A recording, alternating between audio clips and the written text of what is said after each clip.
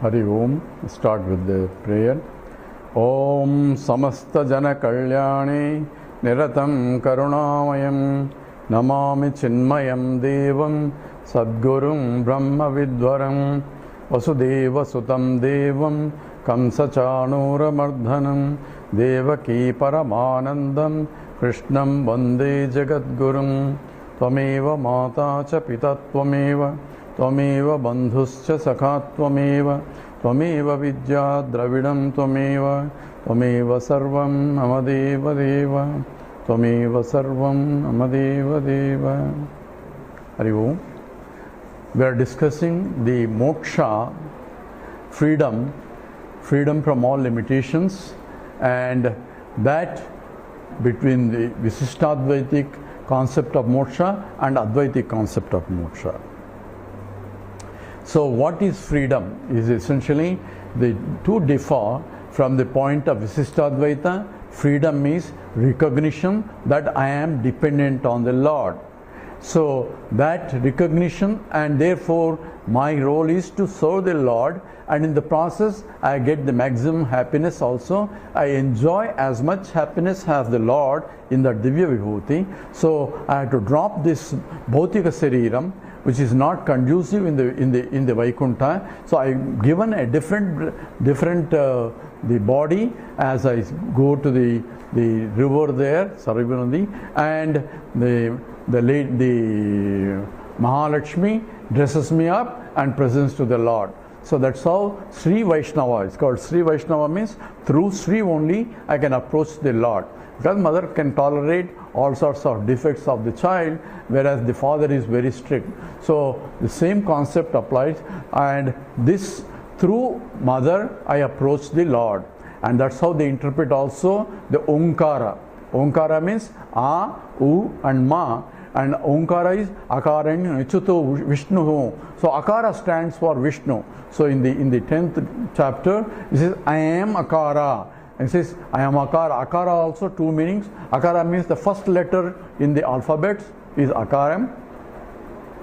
Akara means without any Akaram. So Akara is that which is a shape. Because Akara means that which is infinite. And Vishnu also means Vyapakatvat Vishnu. That who pervades the whole universe is Vishnu. And Vishwam, Vishnu, Vashatkaraha. That's how the Vishnu Sahasranama starts. He is the universe, Vishwam, and he pervades the universe also in the names and forms also. So he is Antaryamin. That's what is Vishnu is. And that is Akara. And Ukara stands for Lakshmi, and Makara stands for Jiva. So A, U, Ma, and for Jiva to approach Akara you have to go through Lakshmi, and that's what is the Sri Vaishnava. Because Sri comes first, and through Sri only I can approach the Lord, and that is the implication of the word. But here once you enter and Lakshmi presents you, and there you are part of the Vaikuntha, and your duties is to do the service to the Lord.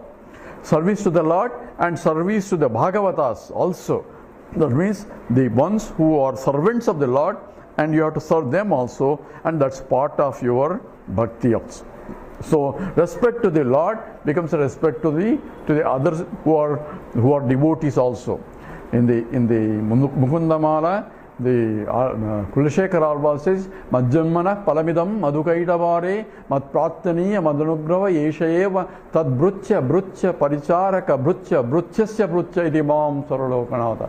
I am a servant of the servant of the servant of the servant, and I am happy to serve all because they are all your servants only. So serving the servant of the Lord is more difficult than serving the Lord. Everybody wants to serve the Lord, but serving the Lord, servant of a Lord, like the Shatrughna has to serve, is serving Bharata, who is a servant of the Lord, whereas Lakshmana is directly serving the Lord. So directly serving the Lord is not easy compared to serving the servant of the Lord, because servant himself is serving and you have to serve him. That's called Bhagavata Seva. It's glorified in the Visishtadvaita also. So therefore, tad brutya brutya paricharaka brutya brutyasya iti mam sarvalokanada. So Lord, I am the servant of your servant of the servant of God. I am so happy to do all that because they are all your devotees only. And that's how Kulashekaral was in the Mukundamala. So that attitude of serving not only the Bhagavan and also Bhagavatas also is the essential nature of the bhakti involved. So the whole process of the liberation itself is Saranagati. Saranagati is complete surrender, and in the Visishtadvaitic tradition, the stories of the Vibhisha Saranagati and also Gajendra Saranagati and Draupadi also Saranagati is also there. So there each one is stored where when they have completely surrendering, that's what is called the Saranagati. And that is essential for the Lord to come and protect you. And that's what is the implication of this. Once you surrender it, says once you say Sarvadharman Parijyatya Mamekam Saranam Raja, surrendering to me alone, then I am Mokshayasya. So I will give the liberation if you surrender, because you have to recognize that I am a dependent on you. So in the Advaitic tradition also there is a dependent and independence. Every object depends on the essence. The ring depends on the gold. Without the gold, ring cannot be there. So Brahman is the dependent for all names and forms. Therefore, even in Advaita also they accept, but they accept only it is in the part of this Vyavaharika Satyam. From the point of absolute, I should be free from any dependence, because any dependence is slavery. If I am dependent on something else other than myself, then my happiness depends on somebody else. So essentially, Sarvam Paramasam Dukkam, Sarvam Atmavasham Sukham, Etadvidya Samasena Lakshanam Sukha Dukhayo. In Manusmriti, it says Sarvam Paravasham Dukkam. Any dependence on other than yourself is a bondage, whereas depending on your own self, Atmaniyeva Atmanatushtaha, and that's what Krishna calls it, Sthita Prajnaha. And therefore, depending on your own self as yourself, reveling on yourself, he is the one who is abiding in the self. And Bhagavan Raman says that's not highest moksha. Highest moksha is complete depends upon the Lord himself, because the self you are is only a tiny self, and therefore you cannot be completely happy in that. So therefore there is a hierarchy and all that we discussed from the Visishtadvaita point. So what is the essential path? The path also different if you look at it. Essential path is Sharanagati. It's not the knowledge, it's not the study of the scriptures, it's not that all that may be required to prepare the mind so that you know what is the nature of the Lord and you know the nature of the Jiva. So surrendering completely, knowing the nature of the Lord, He is the one who gives the liberation, and He is the only one that takes me away from this. I cannot do myself, and that's called Saranagati.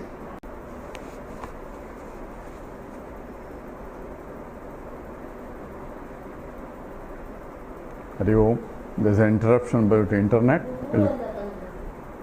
Ready, yeah?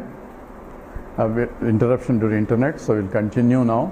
We are discussing the Saranagati aspect, surrendering, and according to the Visishtadvaita, that's the only way that you can go. So Karma Yoga, Bhakti Yoga, Upasana, all are means. Ultimately one has to surrender to the Lord, and that is the quickest way of going to or getting liberated. Once you surrender, then it becomes the responsibility of the Lord. So in the surrenderance, the traditions have, after Ramanuja, there is a Vadalai tradition and a Tengalai tradition.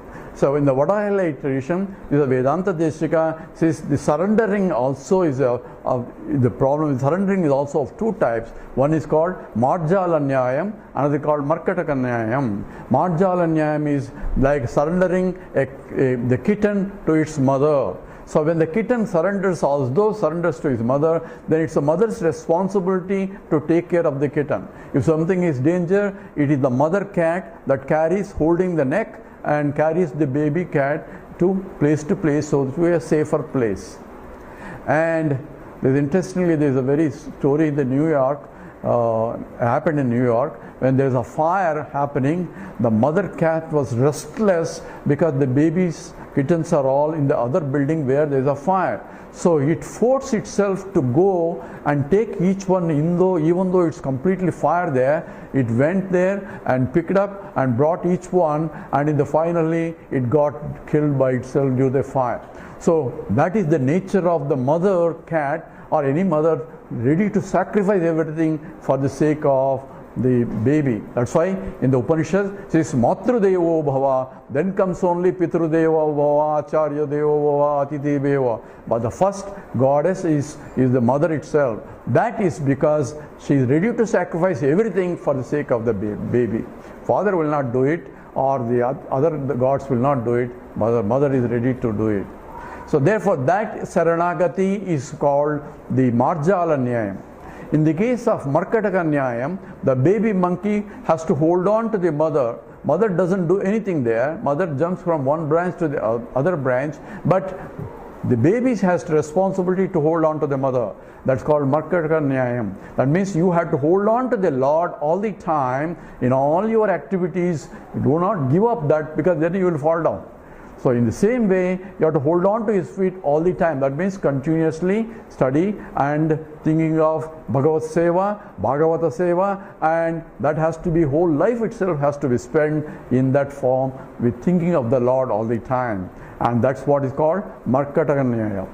In the case of Marjala Nyaya, once you surrender, that means you have surrendered no more you anymore. It is Lord himself will take care of it, provided you have really surrendered.